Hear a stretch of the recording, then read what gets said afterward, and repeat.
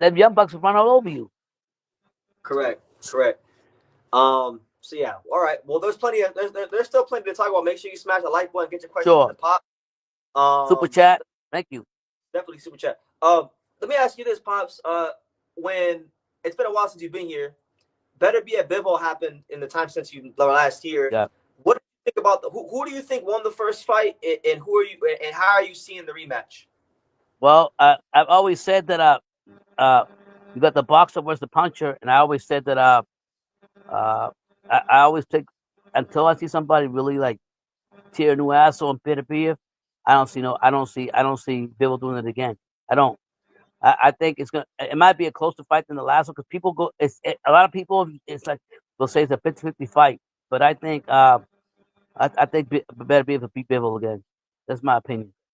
So I'll ask you two follow ups. The first one will be: do you think Beterbiev will perform better in the rematch? And do you think that Bivol can fight a more aggressive fight, like fight a little differently than he normally does, and actually beat Beterbiev?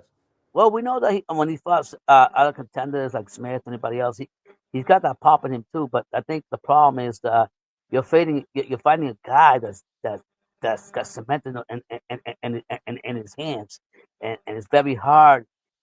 If you allow him to come forward and get you in a corner and cut your ring off, he's gonna go and fire away. Where Bibble's the other way around. Bibble's run around circles around you and jab you all night and throw you all different combinations, and that's not going to happen with Beterbiev. So I got Beterbiev beating him again, but he's my number 2 light heavyweight though that I favorite that I like. You know, Bivol? yeah, Bivol. I think one thing I give Bivol this time, he's got a free mind.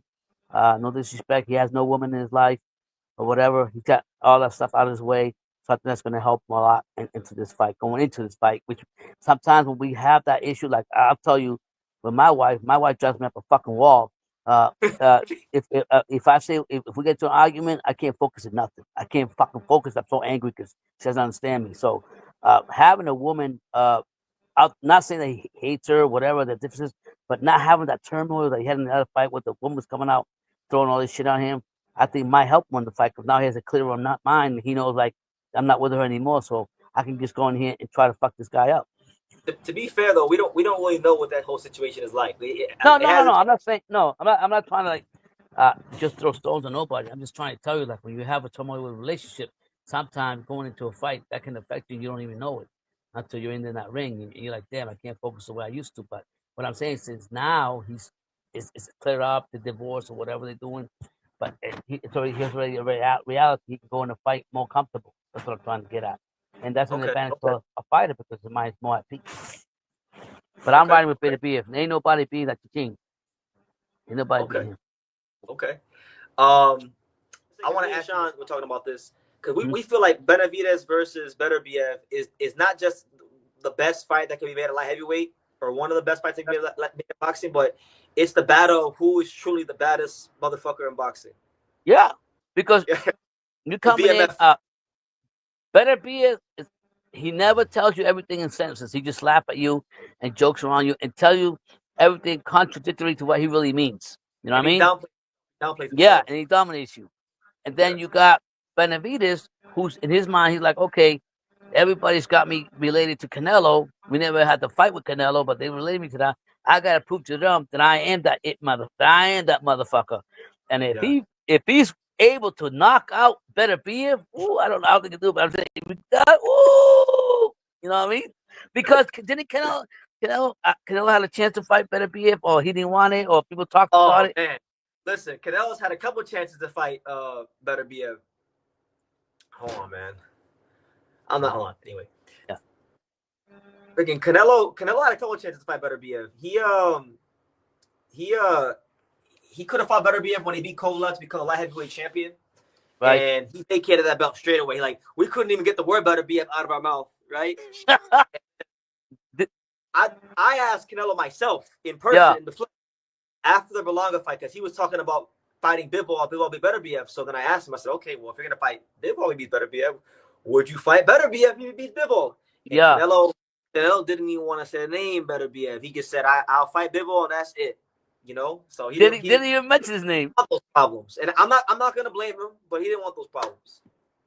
Yeah, I mean that's a smart move. Don't say nothing, but like I said, I think Benavidez wants to prove to everybody, like, yeah, I didn't fight the Mexican great, but I fought one of the best fighters at light heavyweight in Beterbiev, and Well, hopefully I beat him. to Benavidez's credit, because I used to be very critical of him. I thought he was waiting around at Hmm. super middleweight way too long for Canelo and wasting valuable time. Hmm. And I used to criticize him a lot for it. But in the time, in his last I would say 3-4 fights, I think he's made up for a lot of lost time. He's fought Caleb Plant. He fought Demetrius Andre. In his first fight, he fought the former lineal champion Alexander Gavazda. He's come back. He's fighting Dave Moreau. I mean, he probably is on one of the best 3 to 4 fight runs in And I all the weight class right now. and I think if like you always say, he's gonna come to this realization he can't just stay there and get a free lunch for Canelo. He's gonna realize he's got to move up and do something for his own legacy, for his own resume, for his own stats, so people don't lose interest in him. And he's Correct. doing that. So uh, to start out with Morel and then go on and on, I think it's great. You know what I mean? I think it's great for him. I think, but if he gets in there with Beterbiev, oh my God, Lord help me, it's gonna be a great fight. I'll leave it like that. But I'm going Benavidez. That'd be a crazy fight. You know what, Pops? While we're talking about Benavidez and potential big fights, I've never thought about this just now while we were talking, but what do you think about if this guy gets, let's say Benavidez wins a title light heavyweight, and this guy gets to the level where he can challenge for the title? What do you think about a future fight between David Benavidez and Atif Olberton from Philadelphia, Lord Pretty Calvo? What about that? Holy fuck, man! You fucked me up with that one. Not you. Because I'm gonna say like this. I would right now. Of course, right now you probably fear Benavidez because of the experience, but Yeah, I'm exactly. But curious gets to that level. What do you what but kind of fight? I don't think Clavo is an easy opponent for nobody. I don't Yeah, think so. I think he's gonna come in there. He's tall, he's strong, about the same height, bang length, or whatever. But I think the only difference is like what you just said. Clavo doesn't. Wasn't it pretty boy? Clavo doesn't have the same experience that yeah, Vanilla been through. So that's an advantage to Benavidez. But that being said, you got a strong motherfucker from Philadelphia. He's willing to fight anybody. You know what I mean? yeah. And he And I has a feel good time like doing it. I feel like if he gets the fights and does what I know he's gonna do, he's gonna be on a level. By the time he gets to the world level, I think Benavidez will probably have a title. So that could be a big fight. Like It could be a in great two fight. years. A good fight for a bigger fight for Pretty Boy Clavo than it is for Philadelphia stand up than it is for Benavidez, because we already know the wars Benavidez went through. But for him to show that he's an it factor, I think you've been saying it for a long time, and I've always liked him. And I don't know why they don't get a BBC don't get him more fights. I like him, you know. Okay, okay. Let me get a chance to ask some of these comments. I see a lot of people in the Mm-hmm. comments section. My man Haas Delgado says, "True school sports. You don't even know shit about boxing." And look, I don't know shit about boxing.